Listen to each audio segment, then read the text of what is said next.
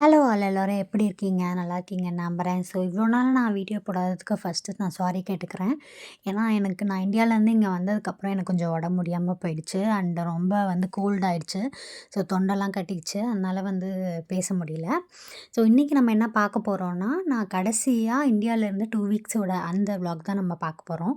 So ஒரு நாள் night நாங்கள் படுத்திருந்தப்போ ஜன்னல் வழியா திடீர்னு ஒரு மாதிரி அப்படியே மின்மினி பூச்சியாக வந்தது. ஒரே ஒன்று தான் வந்தது.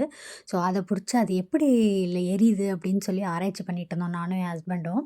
அது பார்த்தா என்னமோ லைட்டு எரியும் பாருங்களா, பிளிங்க் ஆயி அந்த மாதிரியே இருந்தது. இப்ப நீங்க பார்த்துட்டு இருக்கீங்க இல்லையா? அதுதான் பார்க்கவே சூப்பரா இருந்தது. நான் என் லைஃப்லயே ஃபர்ஸ்ட் டைம் இத பார்க்குறேன். அதுவும் டைரக்ட்டா பார்க்குறேன். நான் ரூம்லேருந்து வெளிய பார்த்தேன். இந்த மாதிரி லைட் எரிஞ்சது. அப்புறம் நான் அப்படியே விட்டுட்டேன். அப்புறம் உள்ள லைட் ஆஃப் பண்ணதுக்கப்புறம் அந்த லைட் எரிஞ்சோனே எனக்கு ரொம்ப ஹேப்பியா இருந்தது. அப்புறம் அத பார்த்துட்டு இருந்தேன். நீங்களும் இத ஃபர்ஸ்ட் டைம் பார்க்குறீங்கன்னா மறக்காம கமெண்ட் செக்ஷன்ல சொல்லுங்க. அடுத்து நெக்ஸ்ட் டே நாங்க எங்க குலதெய்வம் கோயிலுக்கு போனோம். இது புதுசா கட்டி கும்பாபிஷேகம் பண்ணுனாங்க. அப்போ நாங்க இங்க இருந்தோம். அதனால எங்களால போக முடியல. ஸோ அங்க போய் ஒரு சாமி கும்பிட்டு, சாமியோட அருள வாங்கிட்டு வந்தாச்சு. சாமியோட அருள் மட்டும் இல்லாம முருகரோட அருளும் நாங்க பெற்று தான் வந்தோம். என்னான்னு பார்த்தீங்கன்னா, வர வழியில நெறைய நான் பெண் மயில பார்த்தேன்.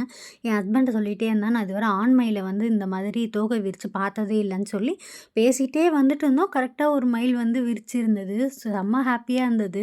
முருகரே எங்களுக்கு அருள் குடுத்த மாரி ஒரு ஃபீலிங்கா இருந்தது. நல்லா இருந்தது அது பார்க்கவே.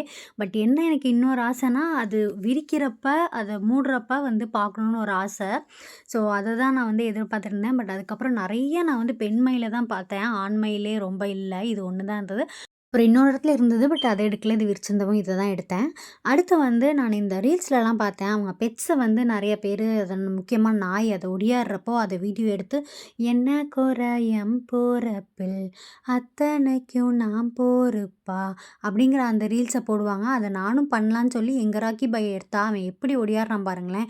அது அவன சொல்லி குத்தம் இல்ல. நம்ம தான் கட்டி போட்டு வச்சிருக்கோம். அதனால அவுத்தாலே ரொம்ப ஜாலியாயிடுறாரு. ஸோ அப்படியே நான் விட்டுட்டேன். இவரு தான் எங்களோட ராக்கி பாய். நல்ல பாசக்கார புள்ள. ஸோ அடுத்து ஒரு சின்ன வேலை இன்னும் கொஞ்சம் பர்ச்சேஸ் இருந்தது எங்க அம்மா வீட்டுக்கு. ஸோ போயிட்டு அங்க அப்படியே நாங்க ஒரு மூவி பார்த்துட்டு, அடுத்த நாள் அமாவாசை. அதுவும் புரட்டாசி அமாவாசை முடிச்சுட்டு, அடுத்த நாள் திரும்ப எங்க மாமியார் வீட்டுக்கு வந்தாச்சு. அங்க அப்படியே ஹேர் கட் பண்ணிட்டு ஃபுல்லா பேக் பண்ணி முடிச்சாச்சு. நெக்ஸ்ட் டே கொஞ்சம் ஏர்லியா நம்ம சென்னை கிளம்பலாம் அப்படின்னு சொல்லி முக்கொம்பு வழியா தான் போனோம். முக்கொம்புக்கு நான் ரொம்ப நாள் ஆச்சு. ரொம்ப வருஷம் ஆச்சு சொல்லப்போனா.